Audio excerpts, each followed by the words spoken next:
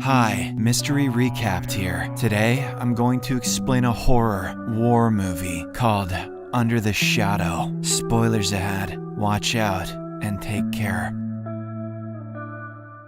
The movie opens a few years after the Iranian Revolution has taken place. This is a time when the Iraq-Iran War, one of humanity's longest and bloodiest conflicts, is underway. In Tehran, a young mother named Shide is currently in conversation with the dean of a medical college. She had left her studies behind due to the political unrest and also because of her marriage. Shide now wants to get her career back on track so that she can fulfill her lifelong dream of becoming a doctor. However, the dean clearly says it is impossible for her to get admitted to the college. The reason for this is her active participation in political rallies when she was a student. Following this, Shide returns to the apartment complex where she lives along with several other families. She had left her daughter Dorsa in the care of her downstairs neighbor, Mrs. Fakour. The old lady notices Shide getting emotional while fetching her daughter. She thus hugs the young mother and tells her not to lose hope. Later that evening, Shide puts all her course books in a plastic bag. She doesn't want to see them now that she has no chance of becoming a doctor. Among these is a physiology textbook that Shide's mother had given her when she first got into medical school. It even contains her handwritten message of encouragement right on the first page. Shide locks the book in her bedside drawer, then puts the key on top of a cupboard. Shortly afterwards, her husband, Iraj, arrives home after a long day of work. It is revealed that he is a doctor, and in fact was Shide's classmate in medical school. She tells him about everything that happened earlier, while barely holding back her tears. Iraj is sympathetic towards her, but alludes to the fact that it is better for their family if she doesn't continue her studies. The comment offends Shide, but before she can say anything, loud alarms start blaring outside. These are air raid sirens warning about the incoming enemy missiles, which prompts everyone to rush towards the nearest designated safe area. Moments later, Shide and her family arrive in the building's underground bunker. Their daughter, who is carrying her favorite doll, Kimia, immediately rushes to the other kids in the building. She whispers something to a boy around her age, and the latter places a small ball-like structure in her hands. Shide, who has been watching this, asks Mrs. Fakour who the boy is. The old lady replies that he is their landlord's nephew, who arrived in Tehran only a few days ago. The following morning, Shide wakes up to see her husband and daughter having a conversation at the dining table. The little girl claims that she heard someone walking in the house and thought it was the jinn, an evil spirit. Upon hearing this, Iraj consoles his daughter, pointing out that such things are not real. He further tries to lift her spirits by saying that her doll, Kimia, will look after her during nighttime. However, Shide notices that her husband is holding a letter in his hand and inquires about it. He replies that it is a letter from the government and reveals that he has been drafted to the front line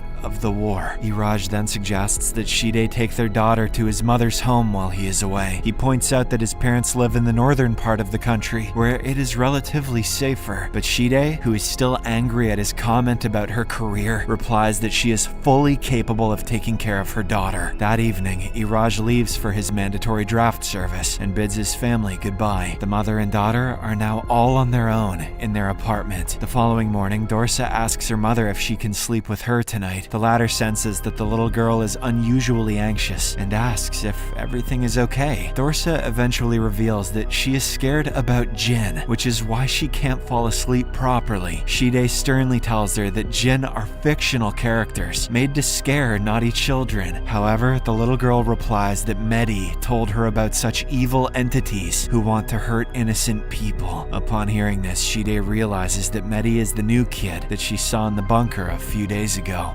Shortly afterwards, she goes to their landlord's apartment where she is greeted by his wife, Mrs. Ibrahimi. Shide reveals that her relative Mehdi had been telling scary stories to Dorsa. This is causing the poor child to have nightmares at night. However, the landlady says Dorsa must have made a mistake, as Mehdi is mute. His parents died several months ago in the war, and he has not uttered a word ever since. This revelation leaves Shide speechless, and she heads back upstairs. Later that afternoon, she is playing with Dorsa Dorsa in their apartment when the phone rings. Shide quickly picks it up, and to her relief, hears her husband's voice from the other end. He tells her things are difficult on the front line, but he is doing fine. Iraj also urges her to head to his parents' house in the northern part of the country. Turns out he has been hearing news of several missiles being launched towards Tehran. However, Shide refuses to abandon their home simply on the basis of a rumor. After the call, she listens to the news on the radio about any potential attack on Tehran. She is continually disturbed by her daughter, who is in a playful mood. Shide initially tries to ignore her, but when the kid keeps pestering, she loses her mind. She throws away Dorsa's doll and scolds her bitterly. However, Shide's anger soon diffuses, and she gives the kid an apple to eat. The mother and daughter are about to have lunch when suddenly the whole building begins to shake. Worried, Shide tells her daughter to follow and quickly runs towards the staircase. The kid initially obliges, but then she returns to get her doll Kimia, which she had forgotten in the living room. A few seconds later, Shide finally realizes that her daughter isn't behind her and sprints back to her apartment. She finds Dorsa lying unconscious in the living room and checks her pulse. The kid fortunately is alive and soon regains her senses, but she begins to sob uncontrollably. She tries to tell something to her mother when suddenly their upstairs neighbor, Noor, barges in. Turns out a missile has dropped into the building and Noor's father is seriously hurt. She knows Shide was once a medical student and begs her to help him. The scene abruptly changes and we see Shide administering CPR to Noor's father. She tries her best but cannot resuscitate the old man, who eventually passes away. Later, Iranian authorities retrieve the missile's outer shell from the roof of the apartment complex. Shide expresses her guilt to Mrs. Fakour that she couldn't save the old man's life. Nonetheless, when they go back indoors, Shide sees that a crack has appeared in the roof of her apartment too. She is wondering what to do about it when her daughter suddenly pulls her arm. Dorsa then takes her mother to her room and reveals that Kimia is nowhere to be found. She reveals that a djinn took her favorite doll when the missile hit the building. However, Shide once again tells her that djinn do not exist in real life. She holds the little girl in her arms and finds that Dorsa is burning with fever. She thus puts her in the bed and begins cleaning the whole apartment. That night, Shide is holding Dorsa in her arms, but then she hears Dorsa in the next room. She looks down to see that she's holding Kimia. She jolts back to reality and sees Dorsa trying to open the front door. The kid is screaming that a djinn appeared from the crack in the roof and took her doll upstairs. This freaks Shide out, so she quickly grabs her daughter and takes her back to the bedroom. The following morning, things start getting even more bizarre, as Shide cannot find the VHS tape of her favorite aerobic exercises. There is barely enough time to search for it, as they are soon visited by the upstairs neighbor Noor. She expresses her gratitude for Shide's help and reveals that her family is moving to Kurdistan. Before leaving, Noor recounts the last moments of her father's life right after the missile hit. She says the old man was actually completely fine and was talking normally to her. She then went to the kitchen to bring a glass of water, but when she returned, he had a stony expression on his face. He looked as if he had seen something strange, something paranormal. Without any warning, he then collapsed to the floor and passed away. Shide says that the old man must have had a heart attack due to the shock of the missile falling on top of their apartment. As if this wasn't enough, that night, Shide has yet another nightmare. This time, she sees an apparition of her husband lying in bed next to her. The entity quickly begins to choke her while saying that he has come to take Dorsa, but Shide somehow manages to free herself from the grasp of this creepy figure and yells for help. Shortly afterwards, Mr. and Mrs. Fakour come to check on her, and she tells them everything that she saw. They check her bedroom and even under the bed, but find no one in there. This event leaves Shide baffled, but she insists that whatever she saw felt extremely real. A few days later, Shide is busy in her kitchen preparing for lunch. She is about to throw some leftovers in the dustbin when she sees the VHS tape of her favorite aerobics dumped in there. It is completely destroyed, and Shide suspects her daughter's hand behind it. She goes to the living room to confront Dorsa, only to see that the kid has sneaked out. Frightened, Shide rushes outside and sees that the kid is frantically knocking knocking on the door of their upstairs neighbor, she quickly runs to her daughter and embraces her tightly, pulling her away from the door. Dorsa, however, keeps shouting that the djinn has taken her doll inside that apartment. After putting her daughter back in her bedroom, Shide visits Mrs. Ibrahimi. She hands the landlady the rent for this month and begins to have a conversation about her daughter. Mrs. Ibrahimi is a religious woman and doesn't hesitate to say that Dorsa may have been possessed by a djinn. According to her, these evil spirits travel from one place to another with the wind until they find someone to possess. Shide knows that the landlady heard her daughter banging frantically on the topmost apartment's front door. She clarifies that Dorsa is simply delirious from fever and thinks that her favorite doll is locked upstairs. However, Mrs. Ibrahimi adds that if djinn take a treasured belonging from someone, that person becomes marked for life. These evil spirits will follow them everywhere if they don't find the lost belongings quickly. Unfortunately, this is only the beginning of trouble for Shide and her daughter. The tenants in the apartment complex begin to leave one by one in the next few days. The Fakours leave for Paris, where their son works in a private bank, while the landlord, Mr. Ibrahimi, also decides to leave with his family. In the span of a few days, the mother and daughter become the only people left in the building. Until this point, Shide was absolutely against leaving their home in Tehran, but now, with everyone gone, she has a change of heart. She decides to pack all their things and head towards the north of the country, where it is relatively safer. But Dorsa asserts that they cannot leave until she finds her doll, Kimia. Rather ominously, she says that she will always be sick if they do not find the doll. With no other option left, Shide agrees to stay back until she can locate Kimia. She then begins searching for it everywhere and even gets irritated at her daughter for losing it. Shortly after, Shide grabs the key to her bedside drawer and opens the bottom locker. She had kept the physiology book here that her mother had gifted her a few weeks ago. To her relief, the book is still there, although her daughter's doll is nowhere to be found. That night, the mother-daughter duo sleep in the same bed for the first time in years. Shide, however, wakes up when she sees a strange apparition staring at them from the bedroom door. She bolts up and chases after this strange entity, but it escapes through the crack in their living room ceiling. This incident finally makes Shide realize that they are being haunted by a djinn. The following afternoon, she tapes the crack in the living room ceiling as much as she can. She then begins to turn the whole house upside down in order to find her daughter's doll, but her frustration keeps growing as she cannot find Kimia anywhere. Eventually, all the pent-up fear and anxiety boils over, and Shide shouts at her daughter. She even slaps her in frustration, and the little kid bites her hand in return. The mother and daughter have a little scuffle, which is only broken when the whole house shakes once more. They are, however, unsure whether it is the nearby bombing or the djinn shaking the building. That night, Shide goes to the roof of the building and sees that the hole that was left by the missile is left uncovered. She peeks into the apartment where Noor used to live through the massive hole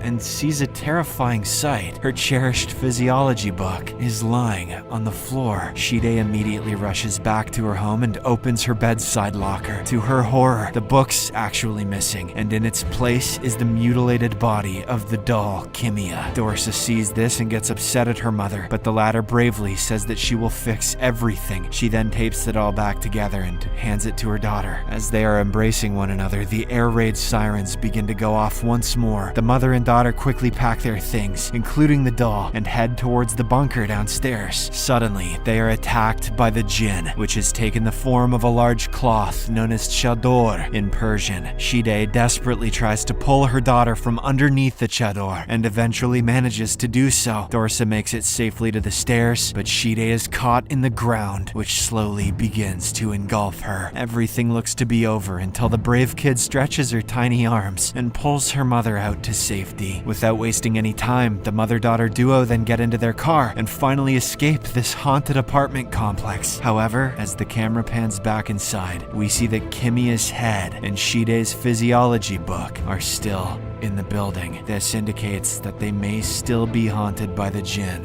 wherever they go. Subscribe for more videos like this, turn on notifications, and leave a like to help the channel out. Thank you for watching.